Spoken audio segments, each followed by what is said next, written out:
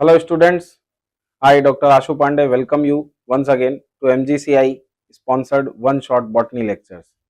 Last week हमने photosynthesis के बारे में स्टार्ट किया था स्टडी करना और फोटोसिंथेसिस में हमने इलेक्ट्रॉन ट्रांसपोर्ट चेन और कैसे एटीपी बनते हैं, एनएडीपीएच बनता है, इन सब के बारे में स्टडी कर लिया था। फोटो सिस्टम वगैरह पुरानी डिस्कवरीज वगैरह ये सब आ गई थी। इस वीक में हम साइकिल्स के बारे में पढ़ने वाले हैं। C2 cycle, C3 cycle, C4 cycle और factors affecting photosynthesis. So let us start. भाई एटीपी और एनएडीपीएच बन गए थे। ये लाइट रिएक्शन के प्रोडक्ट थे इंक्लूडिंग ऑक्सीजन। ऑक्सीजन क्लोरोप्लास्ट से बाहर निकल जाता है डिफ्यूज होकर के, डिफ्यूजन के through from higher concentration to lower concentration. पर एटीपी और एनएडीपीएच सेल में ही रह जाते हैं। They are use to drive the processes जिसको हम कहते हैं कार्बन फिक्सेशन या फूड सिंथेसिस या सिंथेटिक फेज या बायोसिंथेटिक फेज ऑफ फोटोसिंथेसिस। अच्छा, अब यहाँ ये जान लेना जरूरी है कि ये जो डार्क रिएक्शन, कार्बन रिएक्शन या फोटोसिंथेटिक फेज के रिएक्शंस हो रहे हैं, ये डायरेक्टली लाइट पे डिपेंडेंट नहीं होते, जबकि इनसे बने हुए प्रोडक्ट यानी कि एटीपी और एनएडीपीएच ये इस प्रोसेस को चलाते हैं। सो डायरेक्टली डिपेंड नहीं करते लाइट पर वो किस पे डिपेंड करते हैं? प्रोडक्ट ऑफ लाइट रिएक्शन पे, जो कि है एनएडीपीएच, एटीपी। इसके अलावा एनवायरमेंट से CO2 और जमीन से पानी। ठीक। अच्छा, इस बात का सबूत कैसे मिला कि ये डार्क रिएक्शन के लिए लाइट की जरूरत नहीं है, पर light dependent product light reaction के प्रोडक्ट्स की है। जैसे ही अंधेरा होता है थोड़ी देर बाद में, सूरज डूबने के थोड़ी देर बाद में, फोटोसिंथेसिस का डार्क रिएक्शन भी स्टॉप हो जाता है, क्योंकि एटीपी और एनएडीपीएच क्लोरोप्लास्ट में यूज हो चुके होते हैं।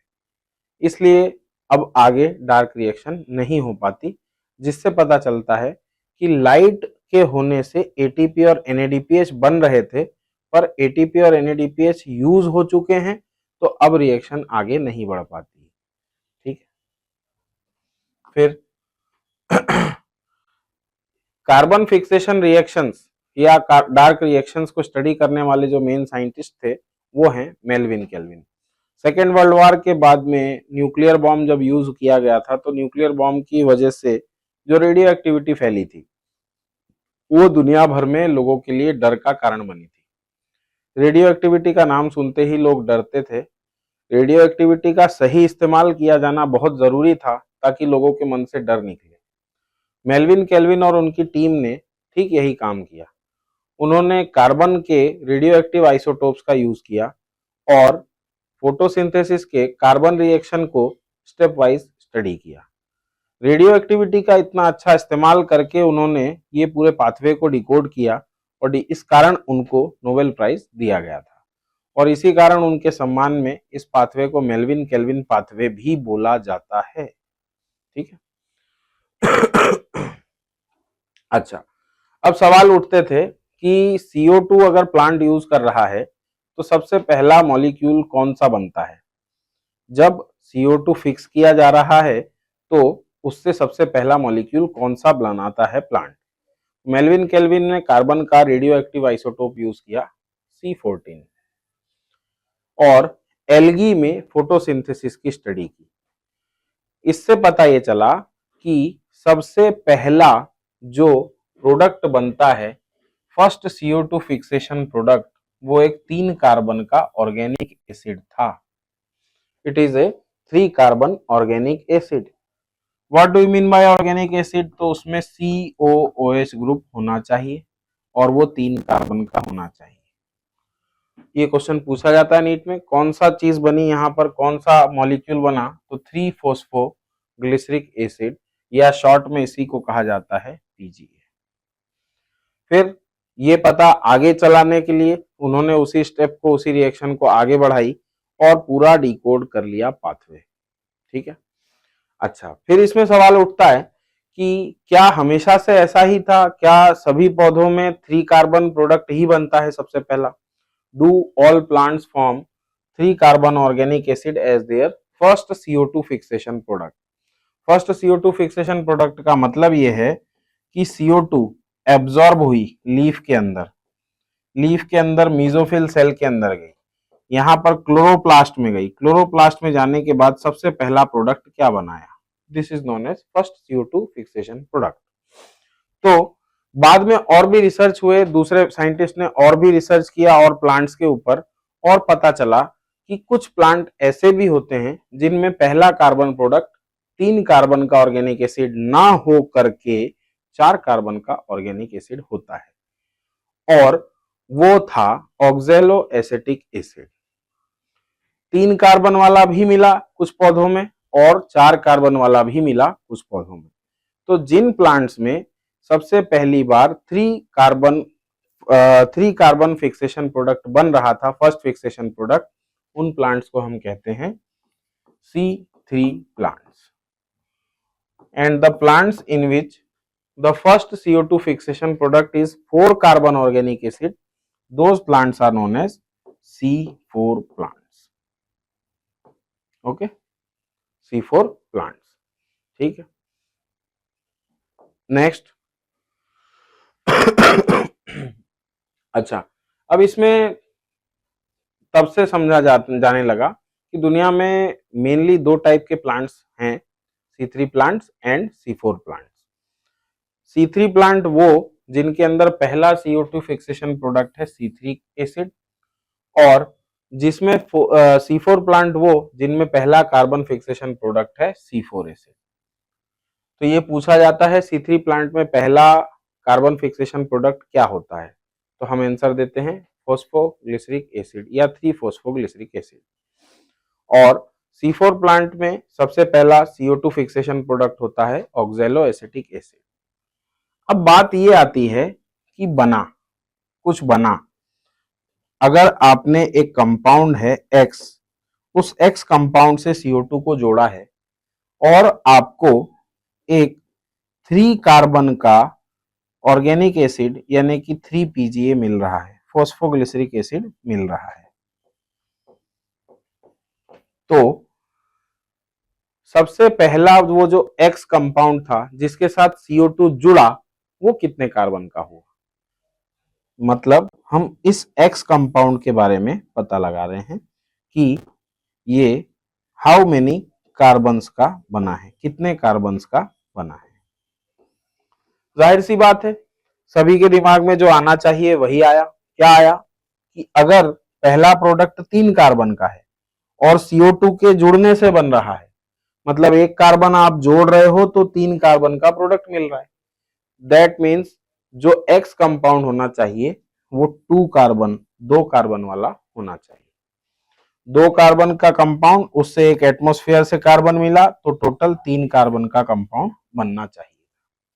तो साइंटिस्ट कई सालों तक इस 2 कार्बन कंपाउंड को खोजते रहे, पर अंत में ये पता चला कि वास्तविकता में जो फर्स्ट एक्सेप्टर है, primary acceptor of CO2 was a 5 carbon molecule. ये बड़ा अनयूजुअल सा था। क्यों अनयूजुअल सा था? हम जानते हैं कि 5 कार्बन के कंपाउंड से 1 कार्बन आप जोड़ोगे 6 कार्बन बनेगा, पर हमारा जो पहला प्रोडक्ट बन रहा था वो ओनली 3 कार्बन का था। So how this was possible? Study और की गई, आगे बढ़ाया गया, तो पता चला कि ये कंपाउंड अनस्टेबल होता है और it breaks down into 2 molecules of 3 carbon. इसमें क्या सवाल बनता है? Which is the primary acceptor of CO2 in C3 plants? C3 plant में कौन सा मॉलिक्यूल है जो सबसे पहली बार CO2 को एक्सेप्ट करता है? तो the answer is 5 carbon keto sugar. Which is that carbon sugar? Ribulose 1,5 bisphosphate. Ribulose 1,5 bisphosphate में आप सिंपल सा समझें, 5 कार्बन का मॉलिक्यूल है, इसके 1 और 5 दोनों कार्बन्स पर एक एक फॉस्फेट ग्रुप अटैच्ड है, hence the name becomes ribulose. Ribulose word stands for 5 carbon, ribulose 5 carbon, and 1,5 दो फॉस्फेट हैं इसलिए बेस फॉस्फेट। सो पूछने वाली चीजें क्या है, primary acceptor of CO2, acceptor of CO2 in C3 plant, that is RUBP, short form में इसका RUBP। फिर first CO2 fixation product in C3 plant, that is PGA or we can call it 3PGA। RUBP 5 carbon का molecule है, PGA 3 carbon का molecule है। Got it? कैसे पता चला? तो C14 रेडियो एक्टिव आइसोटोप्स का यूज करके। इस तरह से उन्होंने फाइनली C3 पाथवे को डिकोड कर लिया और C3 पाथवे को आगे स्टडी करके पूरी तरह से उसके स्टेप्स को समझाया। So according to that there are 3 main steps in the Calvin cycle और C3 साइकिल और C4 पाथवे। ये स्टेप्स है कार्बोक्सिलेशन, रिडक्शन और रीजनरेशन। कार्बोक्सिलेशन स्टेप का मतलब हुआ कार्बन डाइऑक्साइड जोड़ना। एटमॉस्फेयर से कार्बन डाइऑक्साइड ली जाती है और किसी कंपाउंड से जोड़ी जाती है। This compound is the primary acceptor. तो कार्बोक्सिलेशन का मतलब सीधा सीधा हुआ कि हम क्लोरोप्लास्ट के अंदर, प्लांट के अंदर क्या हो रहा है, RUBP के साथ CO2 को ऐड किया जा रहा है, जोड़ा जा रहा है। किसी कंपाउंड के साथ फॉस्फेट ग्रुप ऐड कीजिए, फॉस्फोराइलेशन। किसी कंपाउंड के साथ OH ग्रुप ऐड कीजिए, हाइड्रोक्सिलेशन। किसी कंपाउंड के साथ CO2 ऐड कीजिए, कार्बोक्सिलेशन। फिक्सेशन ऑफ CO2 जो एटमॉस्फेयर से आया, एक स्टेबल ऑर्गेनिक कंपाउंड के रूप में उसको कैप्चर कर लिया प्लांट ने। इस क्रूशियल स्टेप में, इसे मोस्ट क्रूशियल स्टेप कहा जाता है CO2 फिक्सेशन पाथवे का। रीजन बिकॉज CO2 का यूज, एटमॉस्फेयर के CO2 का यूज हुआ है RUBP के कार्बोक्सिलेशन के लिए। इस रिएक्शन को कैटेलाइज करने वाला जो एंजाइम है that is RuBisCO. What is the full form? So ribulose 1,5 bisphosphate, that is our substrate. ये हमारा सबस्ट्रेट है और इसी में कार्बन डाइऑक्साइड जोड़ सकते हैं। If the activity is adding carbon dioxide then the enzyme is carboxylase, and if the activity is adding oxygen then the enzyme becomes oxygenase। Ribulose 1,5 bisphosphate carboxylase oxygenase. हमें मिलता क्या है इस स्टेप के बाद? RUBP 5 कार्बन का है, CO2 में 1 कार्बन है। जैसा कि हमने अभी देखा, हमें मिलना चाहिए था 6 कार्बन का, पर इंस्टेड हमें मिलता है 3 कार्बन के 2 मॉलिक्यूल। कौन सा था वो molecule? The molecule is three phosphoglyceric acid. कितने molecules? 2 molecules. This is the first step. अब इस स्टेप के बाद में CO2 जब आ चुका है अंदर, तब क्या करते हैं? इस कंपाउंड का रिडक्शन करते हैं। किसका? 3PGA का रिडक्शन करते हैं। हम जानते हैं रिडक्शन करने के लिए H+ या हाइड्रोजन आयन देने हो सकते हैं या ऑक्सीजन निकालना होता है। तो H+ प्रोवाइड करने के लिए उस एटम का, उस मॉलिक्यूल का यूज किया जाता है जिसके पास H+ हो। क्या ऐसा कोई मॉलिक्यूल लाइट रिएक्शन में बना था? यस, NADPH उस समय बना था, NADPH प्लस H+। यहां NADPH प्लस H+ का यूज होगा ताकि रिड्यूस किया जाए फॉस्फोग्लिसरिक एसिड को। साथ ही साथ हमें इस पे फॉस्फेट ग्रुप ऐड भी करना होता है। इसके लिए प्लांट यूज करता है वो एटम, वो मॉलिक्यूल जिसके पास फॉस्फेट ग्रुप हो, दैट इज ATP। तो ATP का यूज हुआ फॉस्फोराइलेशन के लिए और NADPH प्लस H+ का यूज हुआ रिडक्शन के लिए। मेन प्रायोरिटी है reduction, hence the step name is reduction. A series of reaction होता है, ये कोई सिंगल स्टेप रिएक्शन नहीं होता है, लेकिन लास्ट में इसमें फॉर्मेशन होता है ग्लूकोज का। This is the important point. दो मॉलिक्यूल लगते हैं एटीपी के। क्यों लगेंगे दो मॉलिक्यूल, ये हम साइकिल से समझेंगे। यहां पर यहाँ राइबुलोज 1,5 बिसफॉस्फेट था, इसका 1 मॉलिक्यूल था और ये कितने कार्बन का है, तो ये 5 कार्बन का है। कलर चेंज कर लेते हैं, 5 कार्बन का है। ओके, यहाँ एटमॉस्फेयर से CO2 आकर के बाइंड हुआ, टोटल 1 कार्बन इधर था, 5 कार्बन इधर, हमारे पास आ गए 6 कार्बन। 6 कार्बन का ये मॉलिक्यूल इंटरमीडिएट है, अनस्टेबल है, it will break down into 2 parts और वो क्या बनाएगा, 3 फॉस्फोग्लिसरेट आयन के 2 मॉलिक्यूल। ठीक है, अच्छा अब 2 मॉलिक्यूल हैं, एक के रिडक्शन के लिए एक NADPH लगेगा, एक के फॉस्फोराइलेशन के लिए एक ATP लगेगा, तो 2 के लिए 2 लगेंगे। That is why here 2 ATP and 2 NADPH are utilized. Got it. Product क्या मिलता है,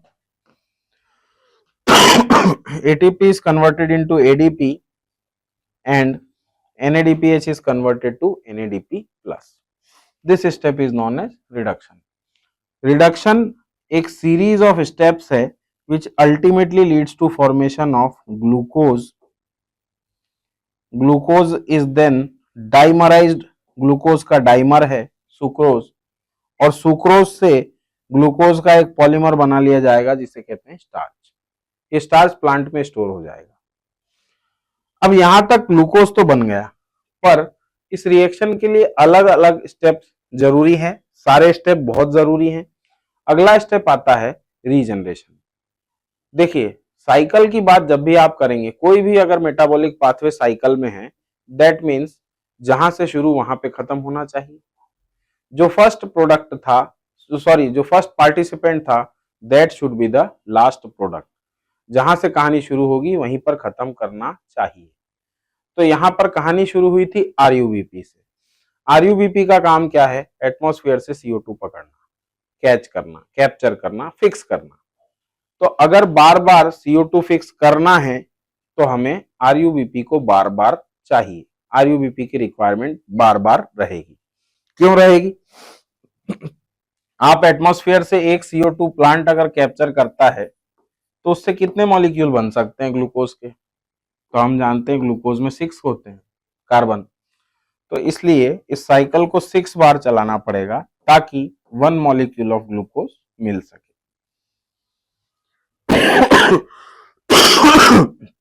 एक्सक्यूज मी। और अगर इस साइकिल को 6 टाइम्स चलाना है, ऑपरेट करना है, तो हमें 6 मॉलिक्यूल ऑफ RUBP चाहिए।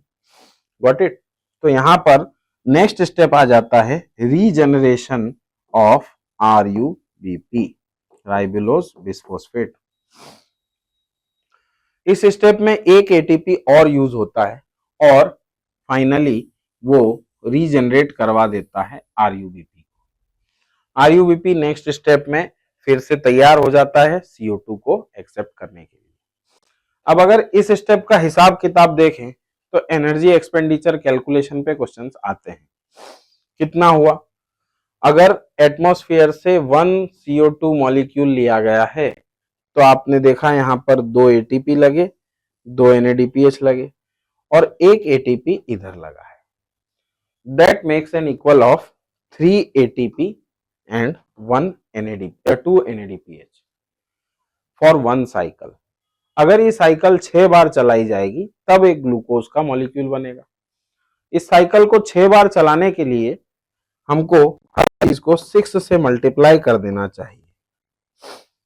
So this gives us A total of 2 into 6 12 ATP, 12 and 6 18 ATP, 18 ATP and 12 NADPH for 1 molecule of glucose, formation of 1 glucose molecule.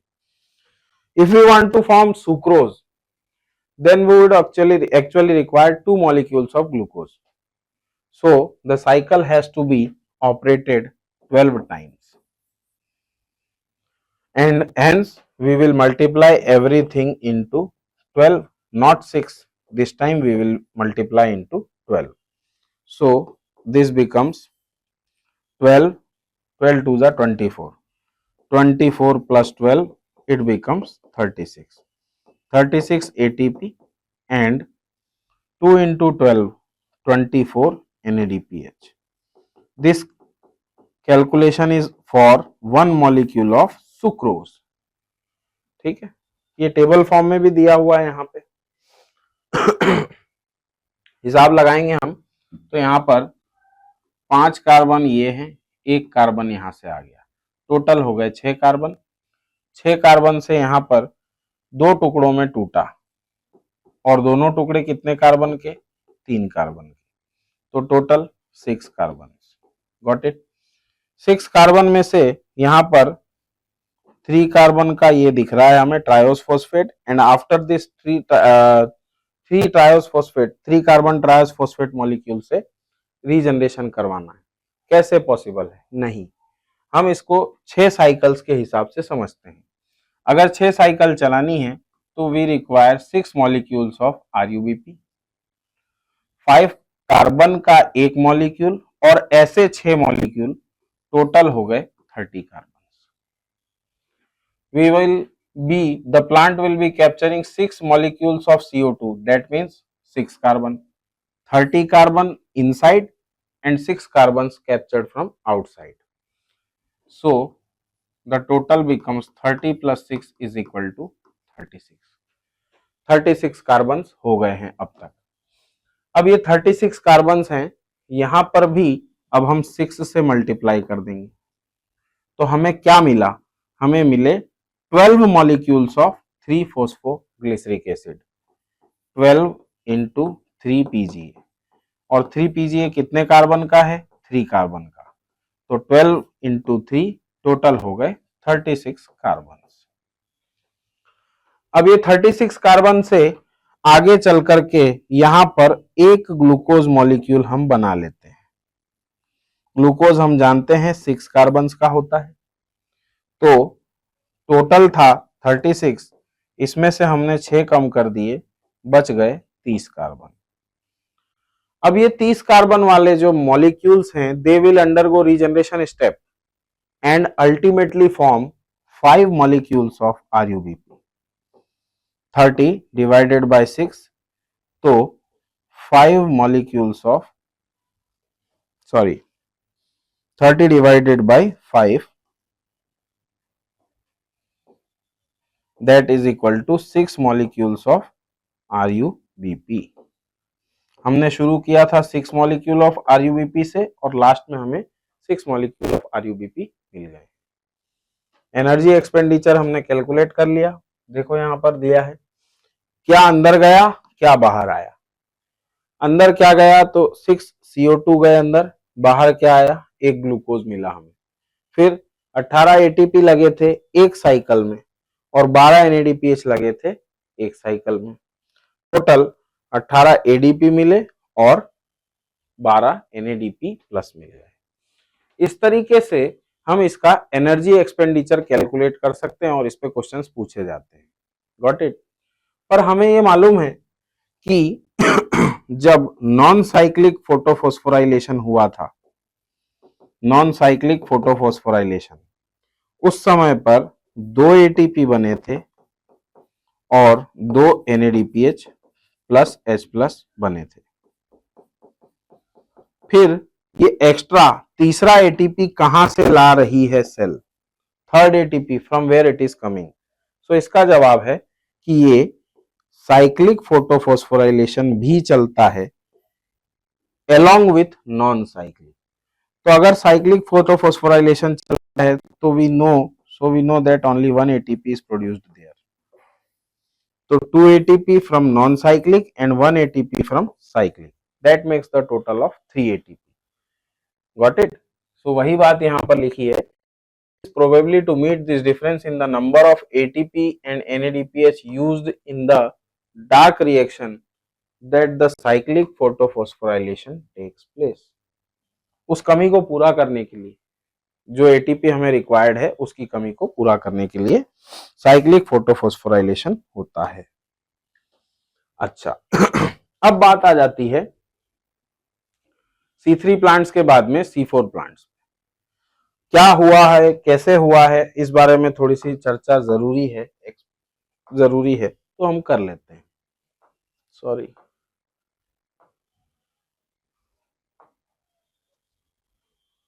हाँ भाई, ये जो C3 प्लांट है, C3 प्लांट के अंदर एक बड़ी सी यूनिक एक्टिविटी भी है और थोड़ा सा प्रॉब्लम भी होती है उसकी वजह से। यूनिक एक्टिविटी क्या है कि जैसे हम मान लेते हैं कि ये प्लांट सेल है और उसके अंदर क्लोरोप्लास्ट है, क्लोरोप्लास्ट के अंदर थाइलाकॉइड है। इस थाइलाकॉइड के अंदर स्ट्रोमा में, सॉरी, क्लोरोप्लास्ट के स्ट्रोमा में आरयूबीपी है, आरयूबीपी है, रूबिस्को है और बाहर से आता हुआ CO2 है, अंदर से बाहर जाता O2 है। रूबिस्को की समस्या है, रूबिस्को के साथ नेचर ने एक यूनिक फीचर दिया है।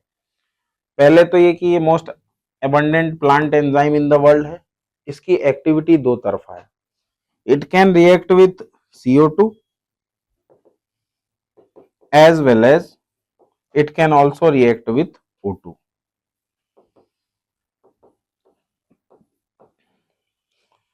CO2 से रिएक्ट करेगा तो ये दो मॉलिक्यूल ऑफ 3PGA बना देता है और यहां पे कार्बन डाइऑक्साइड का हुआ है फिक्सेशन। पर अगर वो O2 के साथ रिएक्ट करेगा तो वो कार्बन फिक्सेशन नहीं कर पाता, लेकिन आरयूबीपी ब्रेक जरूर होता है। आरयूबीपी ब्रेक्स, तो ब्रेक होगा तो 3 कार्बन का एक मॉलिक्यूल और 2 कार्बन का एक मॉलिक्यूल। और ये कहाँ होता है, क्यों होता है, कहाँ होता है, तो ये होता है स्ट्रोमा में, stroma of chloroplast of C3 plants.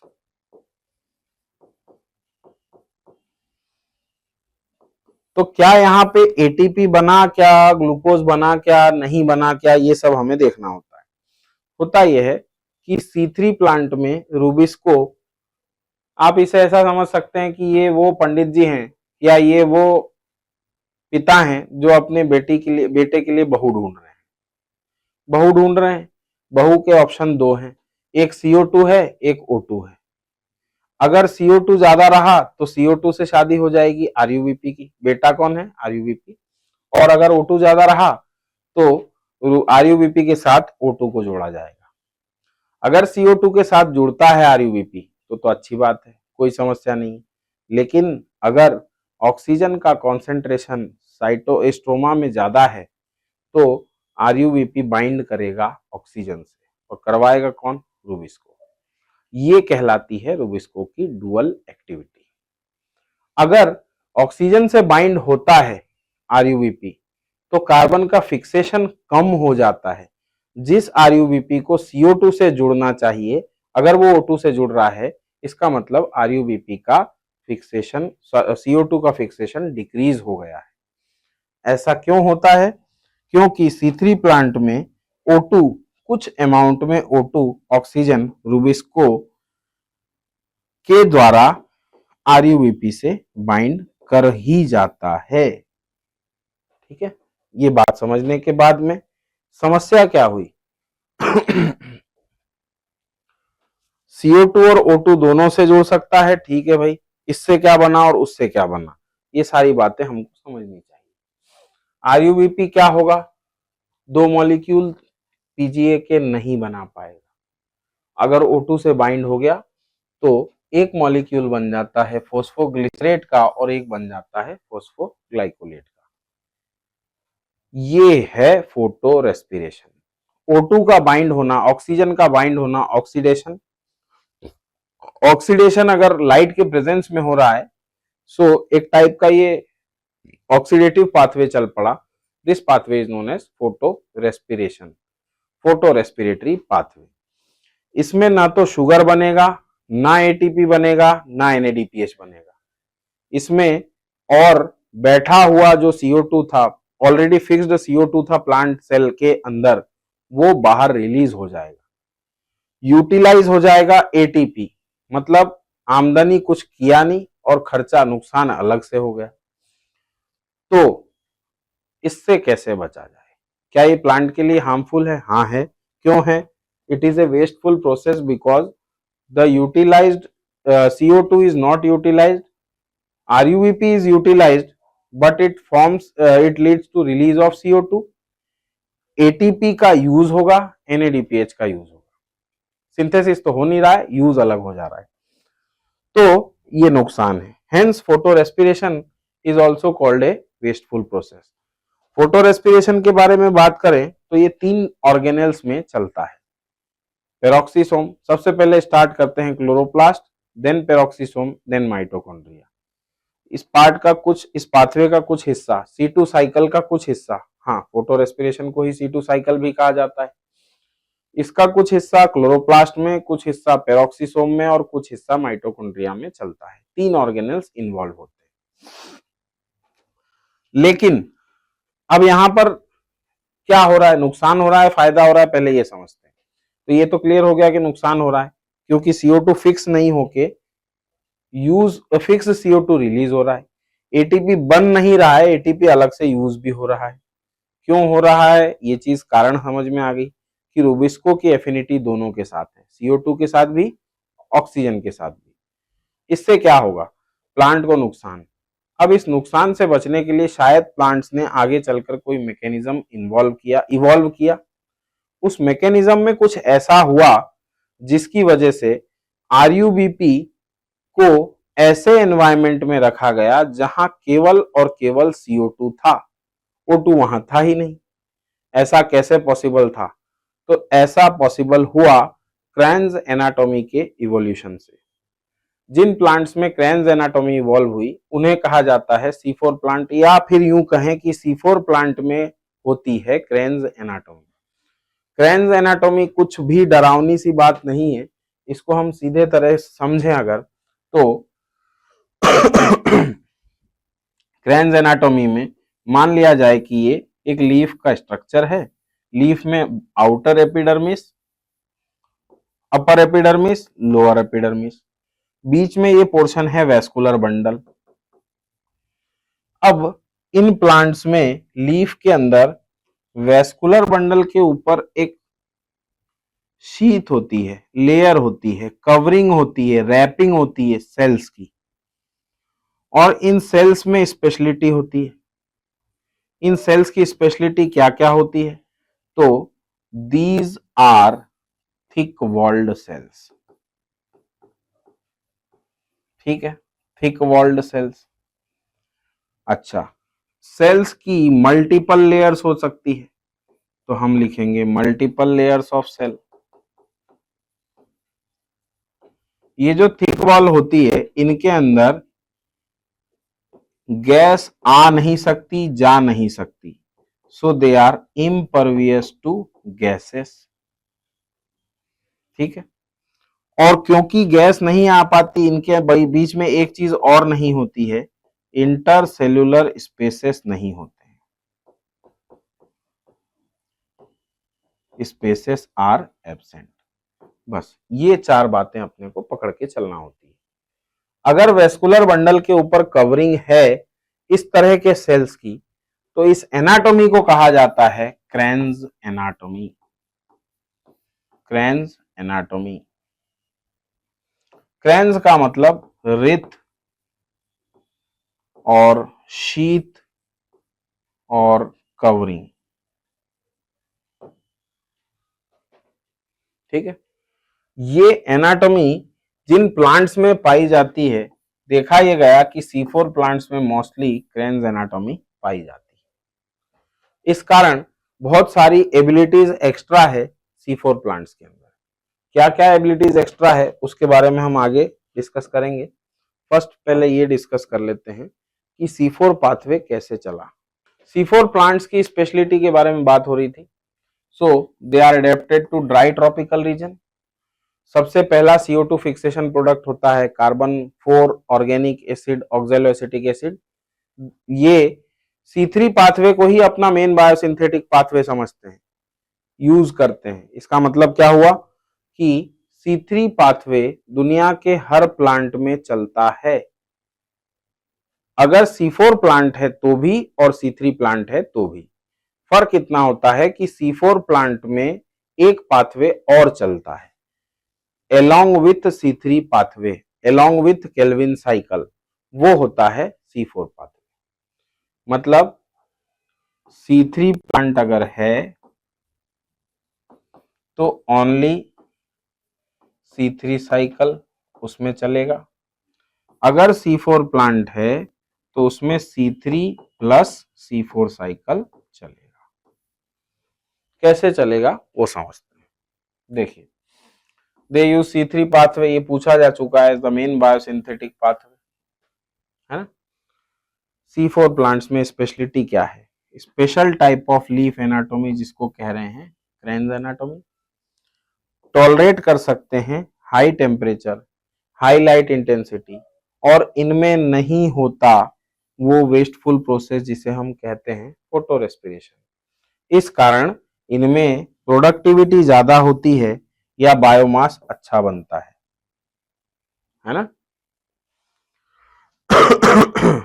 Exercise दी है आपके लिए, C3 प्लांट और C4 प्लांट के लीफ को क्रॉस सेक्शन को स्टडी करना। ठीक है, आगे बढ़ते हैं। फोटो रेस्पिरेशन, ये एक इंपॉर्टेंट डिफरेंस है किसके किसके बीच में? C3 और C4 प्लांट के बीच में। फर्स्ट स्टेप को समझना है। फर्स्ट स्टेप किसका? केल्विन पाथवे का। क्या होगा इसमें? इस रिएक्शन में RUBP के साथ CO2 ऐड किया जाता है, 2 मॉलिक्यूल ऑफ 3PGA मिलते हैं। एंजाइम कौन है? रूबिस्को है। ठीक है, अब रूबिस्को O2 को भी जोड़ सकता है, CO2 को भी जोड़ सकता है, पर अच्छी बात यह है कि रूबिस्को को ज्यादा प्यार होता है CO2 से। ग्रेटर एफिनिटी फॉर CO2 कब?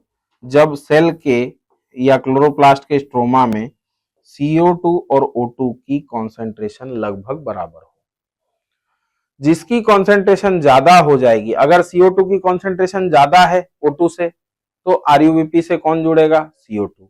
अगर CO2 की कॉन्सेंट्रेशन बराबर है CO2 की कॉन्सेंट्रेशन O2 की, तीनों केस हम यहां पर लिख लेते हैं। पहला केस क्या है? Concentration of CO2 higher than O2, तो RUBP किससे बाइंड करेगा? RUBP binds to CO2। ठीक है।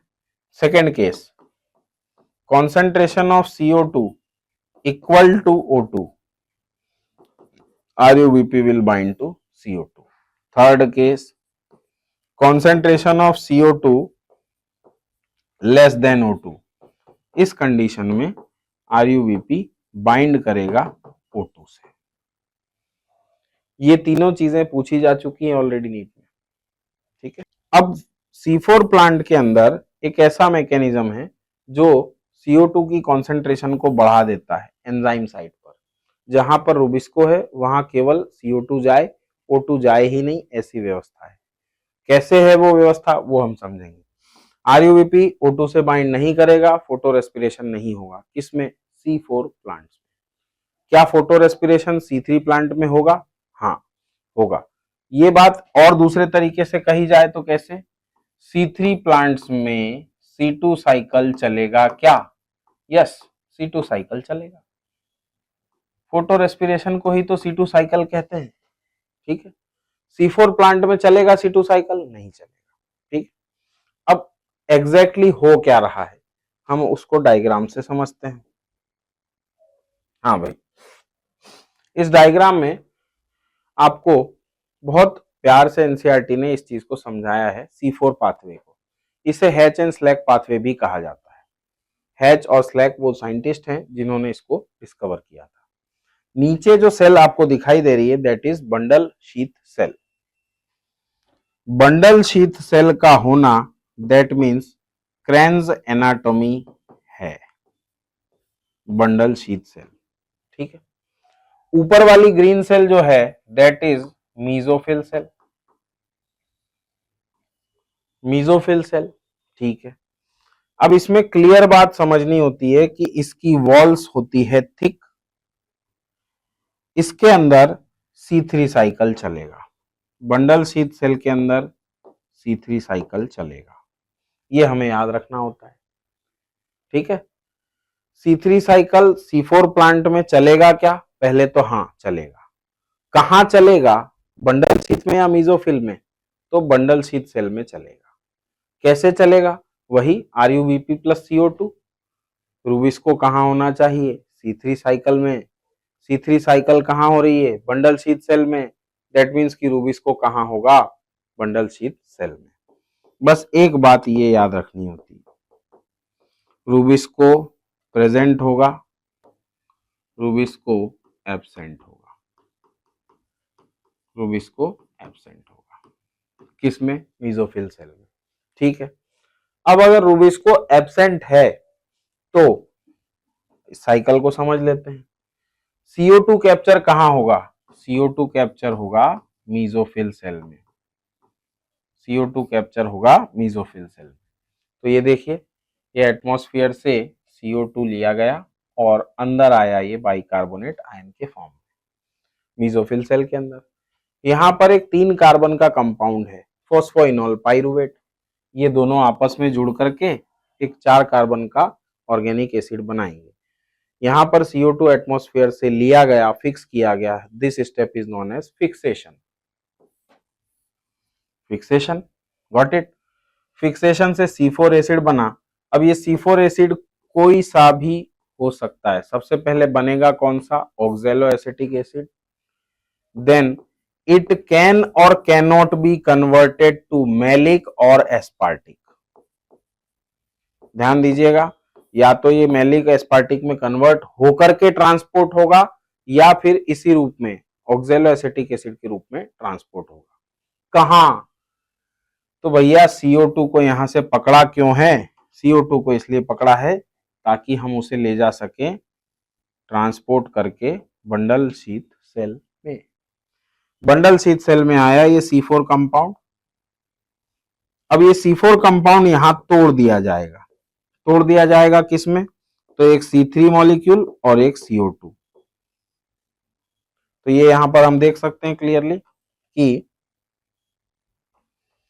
CO2 चला गया केल्विन साइकिल में, C4 एसिड का डी कार्बोक्सिलेशन हुआ। क्या हुआ?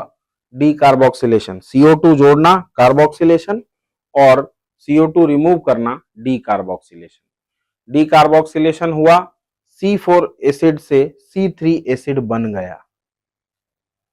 एक CO2 मॉलिक्यूल मिला, वो CO2 मॉलिक्यूल केल्विन साइकिल में चला गया। केल्विन साइकिल मतलब वही RuBp से CO2 जुड़ेगा, carboxylation, then reduction and then regeneration.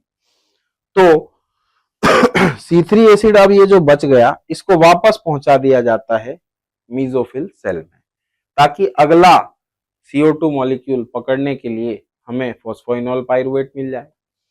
ये C3 एसिड असल में पाइरुविक एसिड होता है, पाइरुविक एसिड।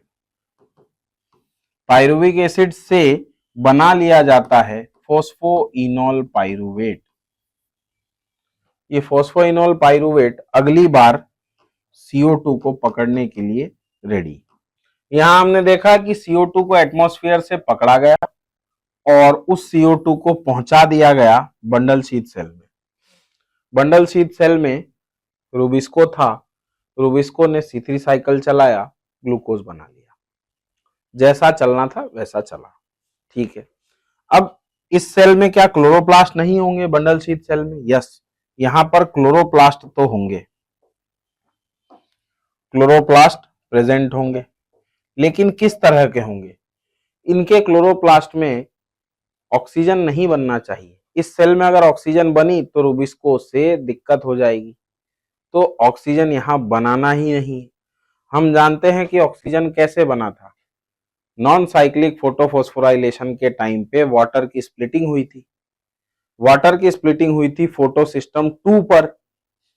मतलब अगर फोटो सिस्टम 2 नहीं होगा तो ऑक्सीजन नहीं बनेगी, ठीक है। तो हम यहां पर देखेंगे कि फोटो सिस्टम 2 एब्सेंट है, मतलब H2O की स्प्लिटिंग नहीं होगी, मतलब oxygen will not be formed. ठीक है, अगर ऑक्सीजन फॉर्म नहीं होगी फोटो रेस्पिरेशन चलना ही नहीं। पर यहां पर फोटो सिस्टम हम जानते हैं कि ग्रेना में होता है और ग्रेना नहीं होना चाहिए, ग्रेना एब्सेंट, मतलब क्लोरोप्लास्ट किस तरह का हुआ, ए ग्रेनल क्लोरोप्लास्ट। गॉट इट, ये बातें हो गई। इसका ठीक उल्टा ऊपर चलेगा, यहां पर मीजोफिल सेल के अंदर फोटो सिस्टम 2 भी होगा प्लस फोटो सिस्टम 1 भी होगा, बोथ। यहां केवल फोटो सिस्टम 1 होगा, यहां पर दोनों होंगे, बोथ आर प्रेजेंट, मतलब यहां पर H2O स्प्लिटिंग होगी, H2O स्प्लिटिंग के साथ साथ ऑक्सीजन फॉर्मेशन होगा। अब ऑक्सीजन यहां फॉर्म हो रहा है, यहां नहीं फॉर्म हो रहा है, इसका मतलब ये हुआ कि यहां पर जो क्लोरोप्लास्ट है उसमें ग्रेना भी होगा, स्ट्रोमा भी होगा, ग्रेना भी होगा, स्ट्रोमा भी होगा। यहां पर क्या है, केवल स्ट्रोमा होगा। अगर स्ट्रोमा है इसका मतलब ओनली, सॉरी, ग्रेना और स्ट्रोमा लेमिली, मतलब केवल साइक्लिक फोटोफॉस्फोराइलेशन चलेगा, और इसमें साइक्लिक प्लस नॉन साइक्लिक दोनों फोटोफॉस्फोराइलेशन चलेंगे। ठीक है, साइक्लिक और नॉन साइक्लिक दोनों फॉस्फोराइलेशन चलेंगे। इस तरीके से यहां पर देखने वाली बात यह है कि कार्बन डाइऑक्साइड का फिक्सेशन किस सेल में हुआ। प्राइमरी एक्सेप्टर ऑफ CO2 कौन था, वो C3 एसिड था, जो कि फोस्फोइनोल पाइरुवेट है।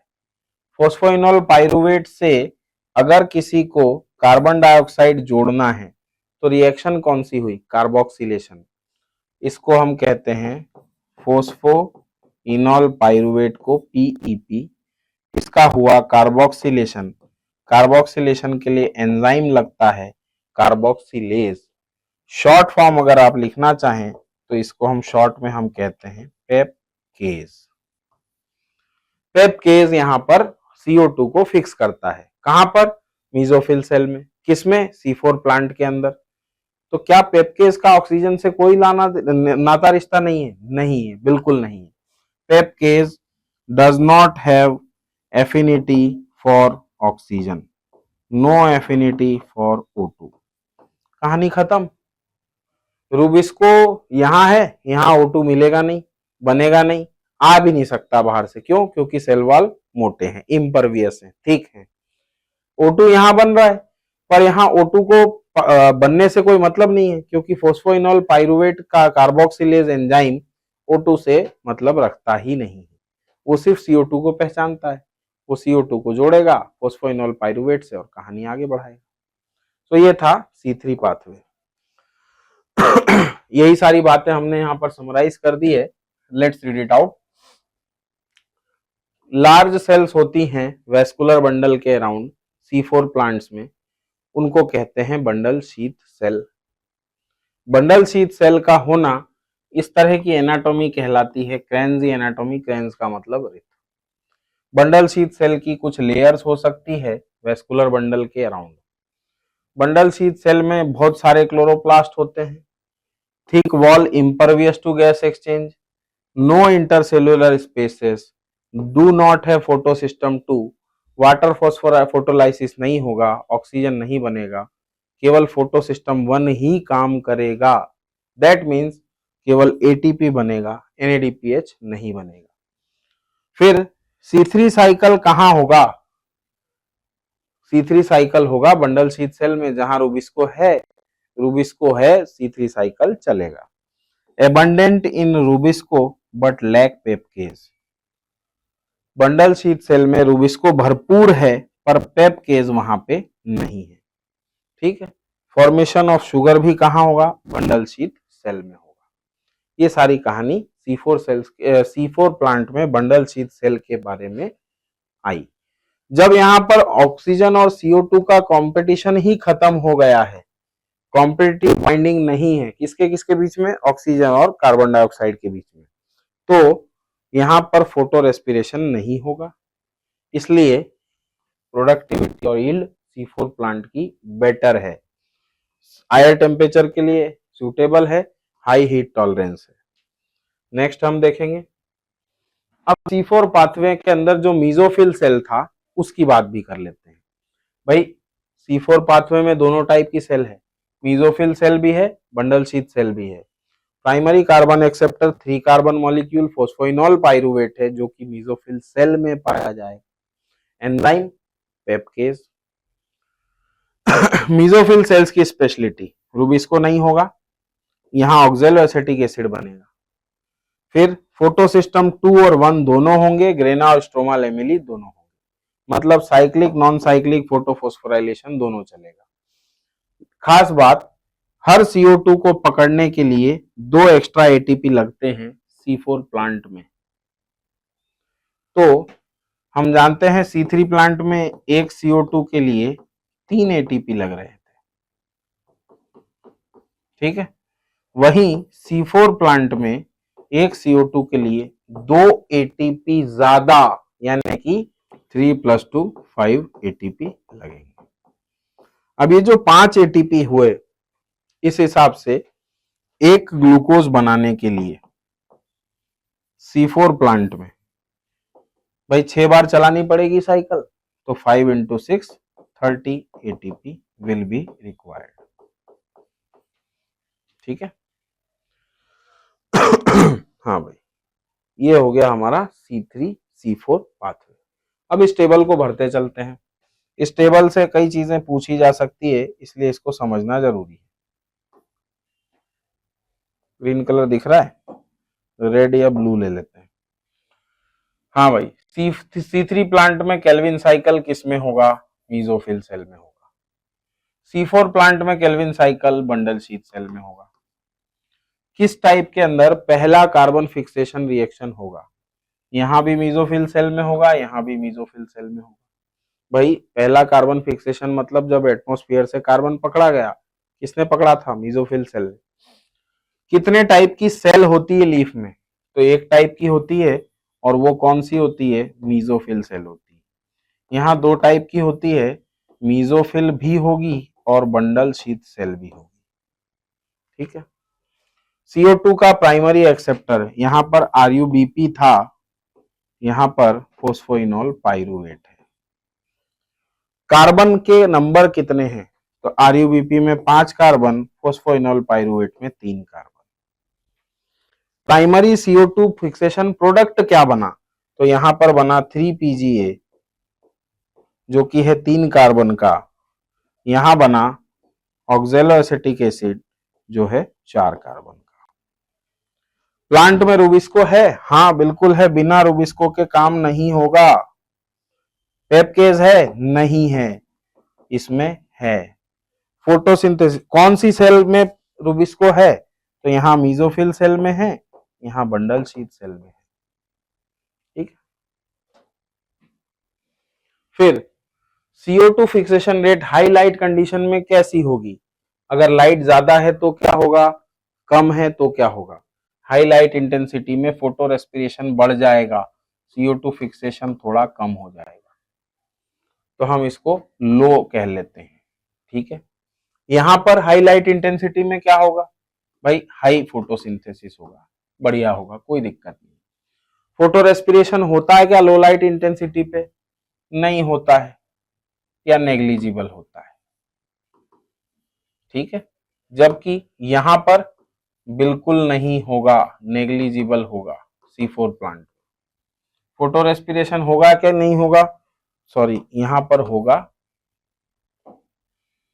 हाई और यहां पर नेग्लिजिबल, ठीक है। Photo respiration high light intensity पे होगा कि नहीं होगा, वही पूछा है, लो light intensity, high light intensity. अब हम फैक्टर्स को पढ़ने के बाद ये टेबल कंप्लीट करेंगे।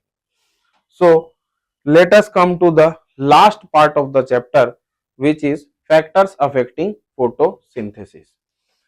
फोटोसिंथेसिस एक केमिकल रिएक्शन है। केमिकल रिएक्शन की रेट आप डिटरमाइन कर सकते हैं एज केमिस्ट्री में हम देखते हैं first order, second order, third order reactions, zeroth order reactions. किसी भी रिएक्शन का रेट ऑफ सबस्ट्रेट कितनी देर में कितना प्रोडक्ट बना रहा है, that is known as rate of reaction. Substrate कितना है, कॉन्सेंट्रेशन ऑफ सबस्ट्रेट, उससे कितना प्रोडक्ट मिला, कितने समय में मिला, that is known as rate of reaction. और इसको अफेक्ट करते हैं, इंटरनल फैक्टर भी अफेक्ट करते हैं, एक्सटर्नल फैक्टर भी अफेक्ट करते हैं। इंटरनल फैक्टर्स को हम कहते हैं प्लांट फैक्टर। कौन कौन से हो सकते हैं, तो एनसीईआरटी ने यहाँ पे 8 फैक्टर्स लिस्ट किए हैं। My god, 8 factors, both are internal. Okay, देखो, number of leaves, size of leaves, age of leaves, orientation of leaves. पत्तियां कितनी बड़ी हैं, कितनी हैं, उनका साइज छोटा है, बड़ा है, पौधे पे किस तरह से लगी हुई हैं, कैसे लगी हुई हैं। अच्छा, लीफ के अंदर मीजोफिल सेल है, कितनी है, उनके अंदर क्लोरोप्लास्ट कितना है, क्लोरोप्लास्ट वेरिएबल हो सकता है। क्लोरोप्लास्ट के अंदर CO2 कितना है, that is known as internal CO2 concentration. और लास्ट फैक्टर है क्लोरोप्लास्ट के अंदर क्लोरोफिल का अमाउंट कितना है। तो इस तरीके से 8 फैक्टर इंटरनल हैं। और इसके अलावा ये इंटरनल फैक्टर्स को कंट्रोल करने के 2 मेन तरीके हैं। प्लांट में इन इंटरनल फैक्टर्स को कंट्रोल करने के 2 मेन तरीके हैं। पहला है जेनेटिक प्रीडिस्पोजिशन। इसका मतलब होता है प्लांट अगर कहीं पर पहले से रह रहा है, सदियों से कोई प्लांट किसी हैबिटेट में रह रहा है, तो वो वहां के लिए एडेप्टेड हो चुका है, उसके जीन्स में वो चेंजेस आ चुके हैं, जिसके कारण वो उस स्पेसिफिक एनवायरमेंट से एडॉप्ट हो चुका है। अगर आप उस एनवायरमेंट में देखेंगे तो जेनेटिक प्रीडिस्पोजिशन उसका अच्छा है। लेकिन अगर कोल्ड में ग्रो करने वाले प्लांट को हॉट टेम्परेचर पे ले जाएं या रिवर्स करें, दोनों ही केस में चीजें गड़बड़ा जाएंगी। ठीक है। दूसरा, प्लांट की ग्रोथ कैसी चल रही है उस पर भी डिपेंड करेगा। तो ये तो हो गए हमारे इंटरनल फैक्टर्स 8 टाइप के, और उनको कंट्रोल करने वाले 2 फैक्टर जिन पे वो इंटरनल फैक्टर डिपेंडेंट है। अब बात करते हैं एक्सटर्नल फैक्टर्स की। 4 हैं मेन, सनलाइट की अवेलेबिलिटी है या नहीं, temperature, CO2 concentration and water. क्या ये चारों फैक्टर्स साइमल्टेनियसली रेट को अफेक्ट कर सकते हैं, तो बोले हाँ साहब, इंटरनल फैक्टर मिला लो सारे, एक्सटर्नल फैक्टर ये जो 4 हैं, ये सब के सब मिल करके कॉमनली फोटोसिंथेसिस को अफेक्ट करते ही हैं। इनमें से कोई फैक्टर ऐसा जो दोनों जगह कॉमन है? Yes, CO2। Internal CO2 concentration, ये क्लोरोप्लास्ट के स्ट्रोमा की बात हो रही है, और एक्सटर्नल CO2 कॉन्सेंट्रेशन ये एटमॉस्फेयर की बात हो रही है। ठीक है, चलो भाई। अब कई बार होता है, हमने देखा कि अगर कोई रिएक्शन है, सपोज एक रिएक्शन ले लेते हैं, इस रिएक्शन को एग्जांपल से समझेंगे हम। कहाँ गया, हाँ भाई। आपको NaCl दे दिया है और H2O दे दिया है, ये दे दिया है 5 मोल, और ये दे दिया है, ये सफिशिएंट अमाउंट के हिसाब से। इससे हमें मिलेगा क्या, तो NaOH मिल जाएगा और HCl मिल जाएगा। कितना NaOH मिला ये किस पे डिपेंडेंट है, तो कितना NaCl लिया उस पे डिपेंडेंट है। मतलब amount of NaCl will decide the amount of NaOH। अगर NaOH कम होगा, सॉरी NaCl कम होगा तो NaOH कम बनेगा, NaCl का अमाउंट ज्यादा होगा तो NaOH ज्यादा बनेगा।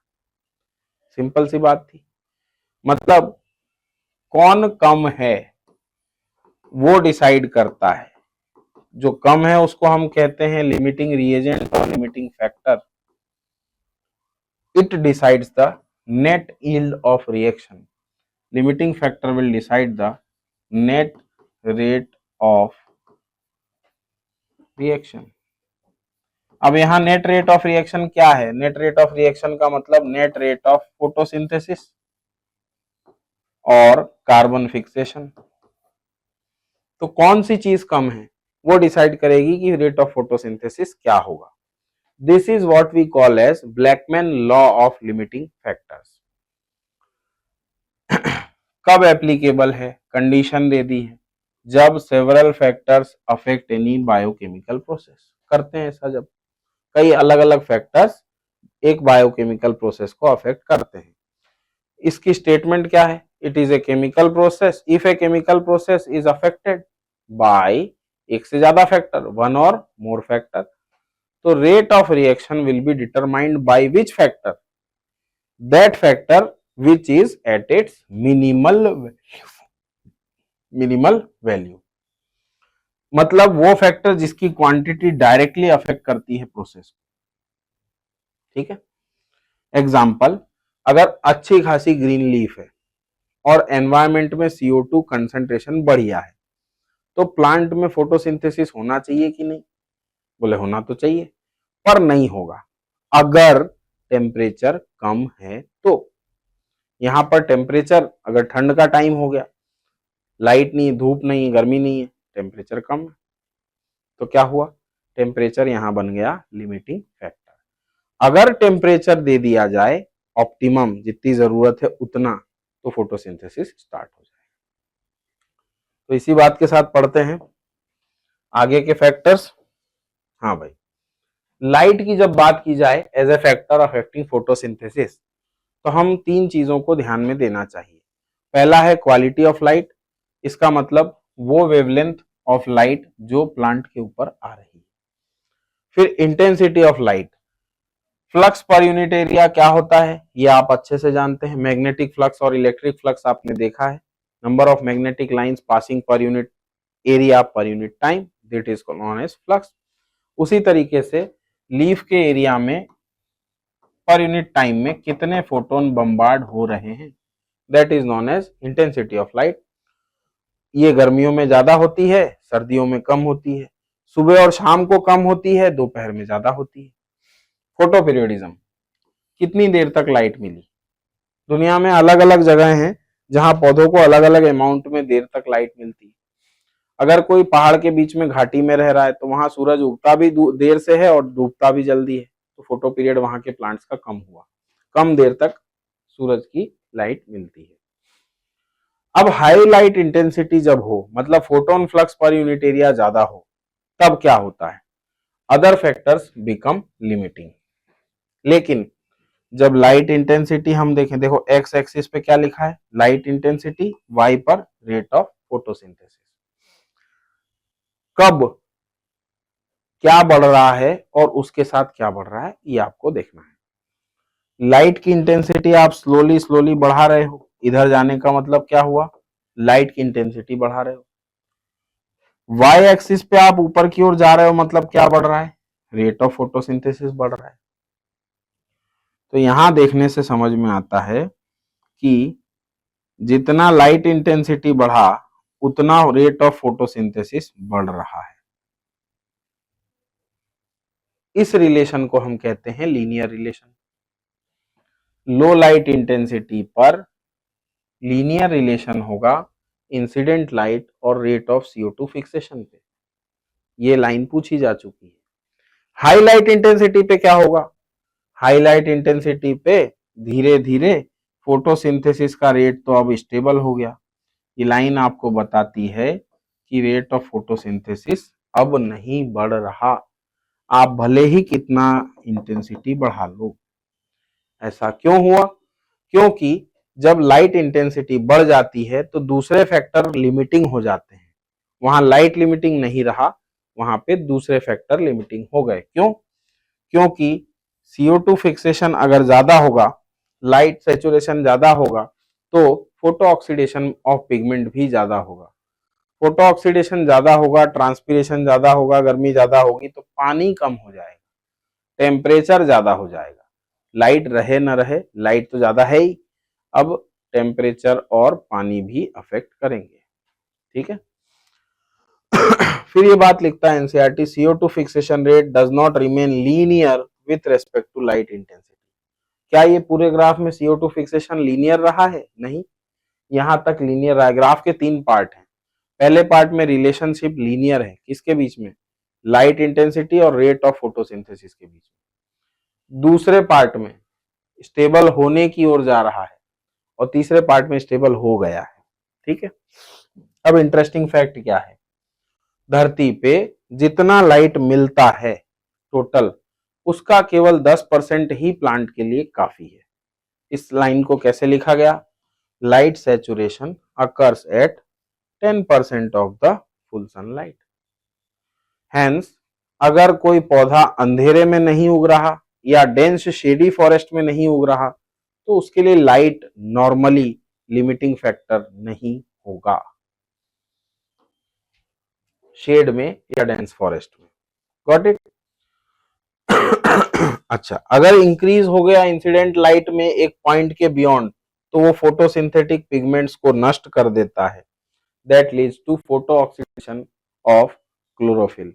और इस कारण इसके आगे क्या होगा, तो इसके आगे रेट ऑफ फोटोसिंथेसिस धीरे धीरे कम हो जाएगा।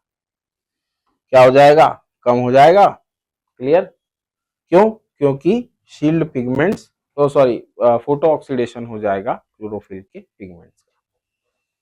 हाँ भाई, कार्बन डाइऑक्साइड मेनली नेचर में यही एक लिमिटिंग फैक्टर है फोटोसिंथेसिस के लिए। ऐसा मैं क्यों कह रहा हूं, देखो कॉन्सेंट्रेशन CO2 का नॉर्मली एटमॉस्फेयर में जो है वो है लगभग 0.03 से 0.04%। इसको यदि हम ppm पार्ट्स पर मिलियन में लिखें या माइक्रोलीटर पर लीटर में लिखें तो वो वैल्यू आएगी 380। अभी एटमॉस्फेयर में इतना CO2 है। परसेंटेज किसका, सभी गैसेस में जितने भी गैस हैं एटमॉस्फेयर में सभी के इसमें परसेंटेज निकालें तो इतना परसेंट आएगा। पीपीएम में निकालें तो ये अमाउंट आएगा 380 या 380 माइक्रोलीटर पर लीटर। Got it. अगर CO2 कॉन्सेंट्रेशन एटमॉस्फेयर में बढ़ता है, कहां तक बढ़ता है, 0.05 तक, तो थोड़ा सा CO2 का फिक्सेशन रेट बढ़ेगा, मतलब फोटोसिंथेसिस का रेट थोड़ा तो बढ़ेगा। इससे आगे बढ़ाएं तो क्या होगा, और ज्यादा देर तक बढ़ा के रखें तो क्या होगा, अगर इससे आगे बढ़ाया, ज्यादा देर के लिए बढ़ाया तो ये डैमेजिंग हो जाएगा। Excess CO2 concentration can become damaging over longer periods of time. हम जानते हैं दो टाइप के प्लांट्स हैं दुनिया में, C3 प्लांट और C4 प्लांट। क्या दोनों का रेस्पॉन्स CO2 कॉन्सेंट्रेशन के लिए सेम है, नहीं, बिल्कुल भी नहीं। देखो अगर लो लाइट कंडीशन है तो किसी भी प्लांट को कोई फर्क नहीं पड़ रहा, आप CO2 कितना ही दे लो, वहां पे तो लाइट लिमिटिंग फैक्टर हो रखा है, तो इसलिए लिखा है neither group responds to high CO2 concentration. High light intensity होगी तो क्या होगा, फोटोसिंथेसिस का रेट धीरे धीरे बढ़ता चला जाएगा, दोनों में, C3 प्लांट में भी C4 प्लांट में। पर जैसा कि हम जानते हैं C3 प्लांट में फोटो रेस्पिरेशन होता है, मतलब उनकी कार्बन फिक्सेशन की एफिशिएंसी कम है, उनको ज्यादा कार्बन की जरूरत पड़ेगी। C4 प्लांट में फोटो रेस्पिरेशन नहीं होता, उन्हें कम कार्बन में ही अपना काम चलाने की आदत है, तो उनके लिए एटमॉस्फेयर में जितना कार्बन अभी है उतना ही काफी है, जरूरत से ज्यादा है। पर C3 प्लांट के लिए ये जरूरत से कम है। देखो क्या लिखते हैं CO2 सैचुरेशन C4 प्लांट के लिए कितने पर आ जाता है, 360 माइक्रोलीटर पर लीटर, और अभी एटमॉस्फेयर में है कितना, 380 माइक्रोलीटर पर लीटर, मतलब जरूरत से तो ज्यादा ही है। C4 प्लांट के लिए तो ऑलरेडी सैचुरेशन की कंडीशन आ रखी है CO2 को लेकर, ठीक है। C3 प्लांट के लिए कब आएगी, जब 450 माइक्रोलीटर पर लीटर से ज्यादा हो जाए एटमॉस्फेयर में CO2, तब। प्रेजेंट CO2 कॉन्सेंट्रेशन किसके लिए कम है, तो C3 के लिए कम है और मोर देन इनफ है C4 के लिए, ठीक है। इससे क्या होगा, कुछ प्लांट्स की खेती में हमने फायदा उठाने की कोशिश की है। क्या फायदा उठाने की कोशिश की है, देखो इस तरह के बनाए जाते हैं बड़े बड़े पॉली हाउसेस, इन पॉली हाउसेस में बढ़िया तरीके से अंदर CO2 कॉन्सेंट्रेशन बढ़ा के रखा जाता है। पॉली हाउस के अंदर CO2 का कॉन्सेंट्रेशन बढ़ा के रखा जाता है और यहाँ पे फार्मिंग की जाती है प्लांट्स की। कौन से प्लांट्स की? तो जाहिर सी बात है C3 प्लांट्स की। यहाँ पर जो C3 प्लांट ग्रो किए जाते हैं और CO2 एटमॉस्फेयर से ज्यादा है, अंदर ज्यादा बाहर कम, तो CO2 का कॉन्सेंट्रेशन बढ़ाने से रेट ऑफ फोटोसिंथेसिस बढ़ जाता है, मतलब प्रोडक्टिविटी बढ़ेगी, मतलब यील्ड बढ़ेगा। किसके लिए बढ़ेगा? For C3 plants. कुछ का एग्जाम्पल दिया है, टोमेटो, टमाटर और बेल पेपर। इन दोनों में प्रोडक्टिविटी इंक्रीज करा दी गई है। कैसे इंक्रीज करा दी गई है? CO2 एनहेंस्ड एनवायरमेंट में प्रोडक्टिविटी इंक्रीज कराई है। कैसे कराई है? ऐसे एनवायरमेंट में ग्रो करा के जिसमें CO2 एटमॉस्फेयर से ज्यादा है। ठीक है, इस इफेक्ट की वजह से इनकी प्रोडक्टिविटी बढ़ गई है। Hence this effect is known as CO2 fertilization effect. CO2 fertilization effect. ठीक है, ये बात हो गई। अब CO2 के बाद में नेक्स्ट दो फैक्टर और बच जाते हैं, टेम्परेचर और वाटर। डार्क रिएक्शन हम जानते हैं, C3 साइकिल या C4 साइकिल, इनमें एंजाइम्स की जरूरत है। एंजाइम्स के बारे में हमने ऑलरेडी पढ़ा है बायोमोलिक्यूल्स में कि दे आर टेम्परेचर सेंसिटिव। तो डार्क रिएक्शन कैसे हैं? एंजाइमेटिक हैं और टेम्परेचर कंट्रोल्ड हैं। यहाँ पे कंट्रोल्ड वर्ड पे ध्यान दीजिएगा, इनके लिए टेम्परेचर ज्यादा मायने रखता है। लाइट रिएक्शन जो होते हैं फोटोसिंथेसिस में, वो टेम्परेचर सेंसिटिव हैं, not controlled, they are temperature sensitive. मतलब प्रभाव पड़ेगा, इफेक्ट होगा टेम्परेचर पर, कम होगा। C4 प्लांट हाई टेम्परेचर पे अच्छी प्रोडक्टिविटी दिखा लेते हैं। C3 प्लांट, इनके लिए कम टेम्परेचर ज्यादा अच्छा है अभी के हिसाब से। ठीक है, अब अलग अलग प्लांट्स के लिए हम जानते हैं जिस तरह के हैबिटेट में वो रह रहे हैं उस हैबिटेट का टेम्परेचर उनके लिए सही है। तो इस बात को कैसे लिखें? Temperature optimum for different plant depends किस पर? हैबिटेट पर। जैसे ट्रॉपिकल एनवायरमेंट, हमारा अर्थ इक्वेटर, यहां पर ये ट्रॉपिक, इसके ऊपर टेम्परेट जोन, इसके ऊपर आर्टिक, सब ट्रॉपिक और ट्रॉपिक, सब ट्रॉपिक, टेम्परेट, पोलर। तो ज्यादा टेम्परेचर इस बेल्ट में मिलेगा, इससे कम टेम्परेचर इस बेल्ट में मिलेगा और सबसे कम टेम्परेचर ये वाले बेल्ट में मिलेगा। तो जो प्लांट जिस टेम्परेचर के अकॉर्डिंग अपने आप को ढाल चुका है, धरती के उस पार्ट में पाया जाएगा। एग्जाम्पल, ट्रॉपिकल प्लांट्स के लिए हायर टेम्परेचर ऑप्टिमम होना चाहिए, ज्यादा झेल सकते हैं। टेम्परेट प्लांट्स के लिए लोअर टेम्परेचर ऑप्टिमम होना चाहिए, ट्रॉपिकल प्लांट्स। तो ये हो गया टेम्परेचर का फैक्टर। लास्ट फैक्टर जो चैप्टर में आता है वो है वाटर। वाटर एक ऐसा फैक्टर है जो डायरेक्टली फोटोसिंथेसिस को अफेक्ट नहीं करता है, पर हम ये जानते हैं कोई भी रिएक्शन एक्वस मीडियम में होता है, पानी मीडियम प्रोवाइड करता है रिएक्शन के लिए। ठीक है, लाइट रिएक्शन में पानी की रिक्वायरमेंट भी है, डायरेक्टली फोटोलाइसिस होता है वाटर का, तभी ऑक्सीजन बनती है, पर पानी डायरेक्टली इंपैक्ट नहीं करता, इनडायरेक्टली इंपैक्ट करता है। कैसे समझते हैं भाई? देखो मान लो टेम्परेचर स्ट्रेस हो गया, टेम्परेचर बढ़ गया तो पानी कम हो गया प्लांट के अंदर, इवापोरेशन हुआ, ट्रांसपिरेशन हुआ, तो वाटर लॉस हो गया। इस कारण पौधे के अंदर पानी की कमी है, इसको हम कहते हैं वाटर स्ट्रेस। वाटर स्ट्रेस हुआ, वाटर स्ट्रेस की वजह से प्लांट कोशिश करता है कि प्लांट अपने पानी को बचाए।